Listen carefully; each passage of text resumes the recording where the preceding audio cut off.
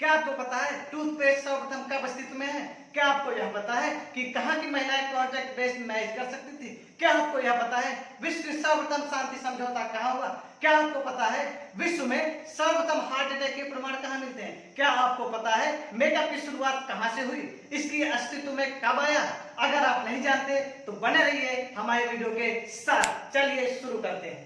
नमस्कार साथियों, स्वागत है आपका आपके इस चैनल गीता ब्रांड में। मैं आपका होस्ट और दोस्त आशीष कुमार पटेल। आज हम लोग बात करने वाले हैं मिस्र की कुछ रोचक और बहुत ही महत्वपूर्ण जानकारियों के विषय में। मिस्र की बात हो और पिरामिड ना हो और उसमें मम्मीज ना हो, यह तो उसके साथ नाइंसाफी होगी। मम्मीज जो है वहां पे 1 मिलियन संख्या में प्राप्त हुई है। मम्मीज जो है वह अरबी भाषा के ममिया शब्द से उद्धृत है, जिसका अर्थ होता है मोम या तारकोल में लिपटा हुआ। अब हम जानते हैं मम्मी वहां पे बनाई क्यों जाती थी। मिस्रवासियों की अवधारणा थी कि जब यह मृत शरीर अपने आगे चरणों में जाए अर्थात मृत्यु के बाद उसको अपने शरीर को प्राप्त करने में कोई भी कठिनाई ना हो, इस कारण लोग क्या बनाते थे? मम्मी बनाते थे। लोग जानते हैं मिस्र में मम्मियों को बनाया कैसे जाता था। मम्मी को बनाने में केवल 70 दिन लगते थे। कितने? 70 दिन लगते थे। यह 70 दिन विभिन्न चरणों में विभक्त था। पहले कुछ दिनों में शरीर को पवित्र किया जाता था। अब शरीर को जो पवित्र किया जाता था वह कैसे पवित्र किया जाता था? कोई जल नहीं छिड़का जाता था उनके ऊपर कि गंगा जल या फिर नील नदी का जल छिड़का जाता, नहीं छिड़का जाता था। उनकी एक अपनी अलग प्रथा थी।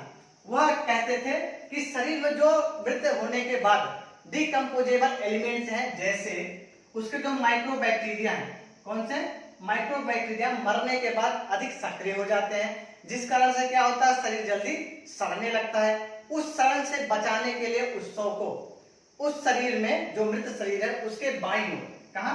बाईं ओर एक चीरा लगाया जाता था और जिसमें केवल शरीर में हृदय रखा जाता था। क्या चीज? ये हृदय को छोड़कर बाकी शरीर के सभी अंगों को, जो कि डिकम्पोजेबल अंग हैं, उनको निकाल लिया जाता था। और मस्तिष्क में, पता है आपको, मस्तिष्क में नाकों के माध्यम से 2 छड़ों को डाला जाता था, जिसके माध्यम से खोद खोद के मस्तिष्क के न्यूरॉन्स को बाहर निकाला जाता था। क्या चीज? मस्तिष्क के न्यूरॉन को खोद खोद के बाहर निकाला जाता था। यह थी उनकी पवित्र करने की प्रक्रिया। अब उनको क्या किया जाता था? जो पवित्र हो गया शव है उसको कुछ दिनों के लिए सूखा होने के लिए छोड़ दिया जाता था और उनको चिकित्सकों की निगरानी में रखा जाता था, जिससे वह जल्दी सूख जाते थे। क्योंकि वहां का जो मौसम था, जो कि नील नदी के पास का मौसम अर्थात मिस्र का जो मौसम था वह खुश्क था, अधिक गर्मी पड़ती थी, जिससे उनको सूखने में ज्यादा से ज्यादा 10 से 20 दिन का समय लगता था। जब शरीर सूख जाता था तो सूखने के बाद शरीर पे नाइट्रोन नामक एक केमिकल लगाया जाता था।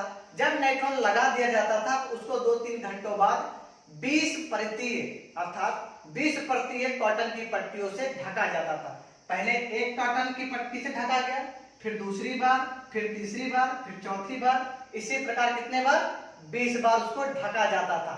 उसको पूरी तरह ढक के फिर बाद में अब कलाकारी चालू होती थी। विभिन्न प्रकार के कलाकारों को लगाया जाता था जो उसके शरीर की नाप लेती थी और उसके शरीर के अनुसार, कठकाठी के अनुसार ही उस ताबूत का क्या करता था? निर्माण करता था। फिर उस पे विभिन्न प्रकार के उसके जीवन संबंधित एलिमेंट अर्थात उसके जीवन में कौन कौन सी घटनाएं घटित हैं उनको दर्शाया जाता था। और जो धर्म गुरु बताता था कि यहाँ पे जो ताबूत है उस पे क्या लिखा जाना है, धर्म वाक्य, उसको कैसे लिखना है, फिर धर्म वाक्य लिखा जाता था। फिर पूरे मिस्र में या फिर जो या कोई आम व्यक्ति है तो उस पर्टिकुलर एरिया में अगर वहां का फराव है या फिर राजा है तो पूरे मिस्र में एक समारोह किया जाता था। उस समारोह के माध्यम से उस मम्मी को जो बनाया गया है, मम्मी के ताबूत को पिरामिड्स में स्थापित किया जाता था। कहां? पिरामिड्स में स्थापित किया जाता था। यह प्रक्रिया थी हमारे मम्मी बनाने की। अब हम जानते हैं मिस्र में प्रचलित तत्कालीन अर्थात उस समय कुछ अजीब धारणाओं की। अजीब इसलिए क्योंकि आपको इनको सुनकर कुछ रोचक तो लगेगा ही, साथ ही साथ मजा भी आने वाला।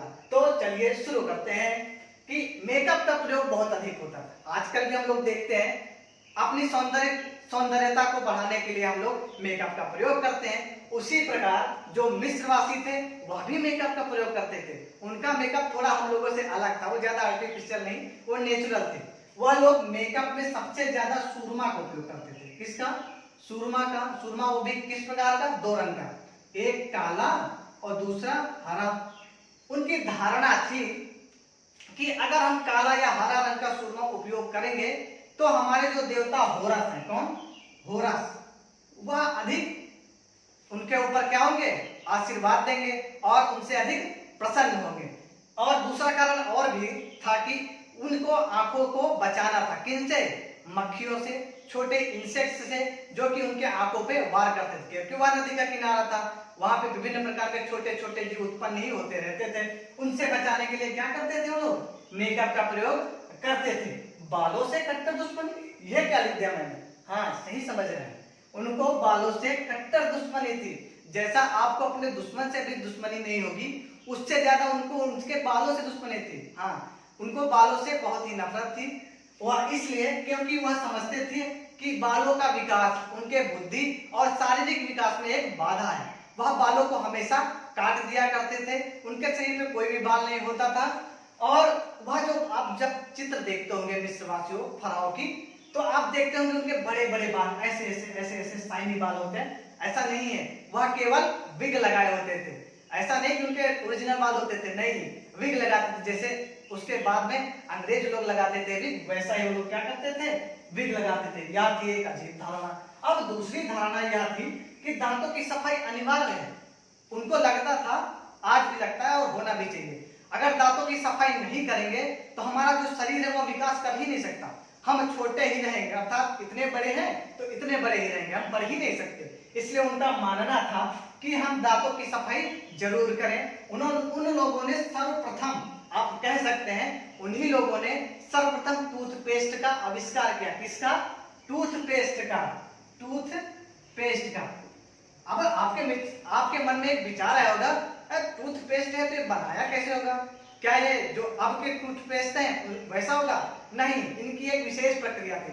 आप अगर जानेंगे तो बहुत मजा आने वाला। सुनिए कि वह जो टूथपेस्ट बनाते थे तो उनमें बैलों की खुर को मिलाते थे। क्या? बैलों की खुर को। बैलों की खुर, अंडे की छाल और साथ ही राख। किसकी? राख की मात्रा भी मिलाते थे। और कैसा राख? ये जो फ्लाई ऐसे ये उड़ता हुआ ऐस नहीं, जो चिमनियों से निकल रहा है, ये नहीं।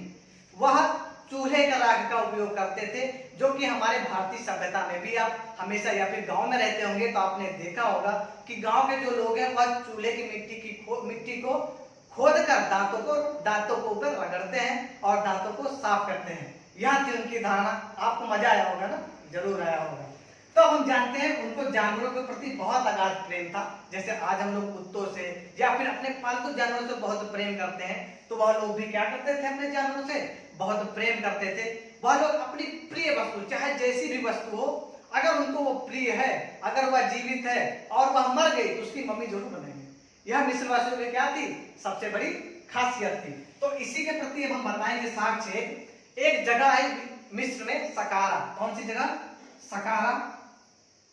सकारा में एक देवता है अनुबिस। अनुबिस को माना जाता था कि यह जो देवता है वह कुत्तों से अधिक प्रसन्न होते हैं। अर्थात अगर जिनके पास या पालतू जानवर है या कुत्ते विशेषकर हैं, उनसे वह अधिक प्रसन्न होते हैं। उन्हीं की आराधना के लिए वहां के लोग इन कुत्तों को पालते थे या फिर उनका जो मम्मी होता था बनाया जाता था। आपको एक बात बता दें कि जो सकारा मंदिर है अनुबिस का, वहां पे 80 लाख मम्मियां प्राप्त हुई हैं जानवरों की। कितनी? 80 लाख मम्मियां प्राप्त हुई। इससे यह और भी गहराया जाता है विश्वास कि उनको जानवरों से अगाध प्रेम था। किनको? मिस्रवासियों को। जानते हैं हार्ट अटैक का प्रमाण भी यहाँ से मिलता है क्या? हाँ, हार्ट अटैक का भी प्रमाण यहीं से मिलता है। अर्थात कहां से? मिस्र से। आपको पता है आधुनिक धारणा के अनुसार हार्ट अटैक क्यों होता है? आपकी धमनियों में कोलेस्ट्रॉल के जमाव के कारण। यहाँ पे लासेंट एक स्थान है। लासेंट में 4000 वर्ष पूर्व 137 मम्मियों के ऊपर स्कैनिंग में रिसर्च किया गया है कि यहाँ पे जो मम्मियां थी उस समय की, उनमें भी एथेरोक्लोसिस, कितना? इसका एथेरोक्लोसिस के प्रमाण पाए जाते हैं। अर्थात उसमें भी मधुमेह या फिर हार्ट अटैक के प्रमाण मिलते हैं। अब हम आपको बात बताते हैं एक रोचक। आज की महिलाएं उतना स्वतंत्र नहीं है जितना तब की महिलाएं स्वतंत्र थी। कैसे? मिस्र की जो महिलाएं थी वह कॉन्ट्रैक्ट बेस्ड शादी कर सकती थी। वह यह भी निर्धारित कर सकती थी कि वह अपनी शादी के पश्चात क्या क्या लेंगी, क्या क्या रख सकती हैं। वह अपने नाम की वसीयत भी लिख सकती थी। अगर वह किसी के यहाँ कार्य करने जाती तो उनको पुरुषों के समान ही वेतन दिया जाता था। यह थी वहां की एक विशेष धारणा, जो कि हम कहते हैं कि अच्छी धारणा थी।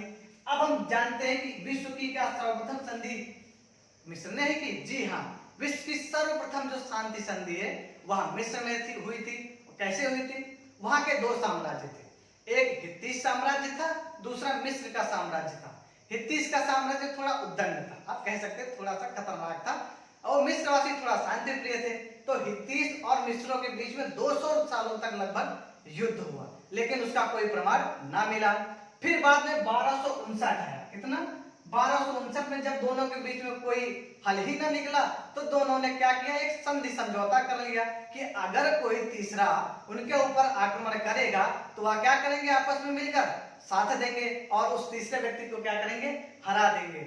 यह थी हमारे मिस्र की, जो कि विश्व की सबसे प्राचीन और सबसे प्रमुख सभ्यता है, उसके विषय में कुछ रोचक जानकारी। अगर आपको यह वीडियो अच्छा लगा तो लाइक करें, शेयर करें, कमेंट करें और अपने सुझाव जरूर बताएं।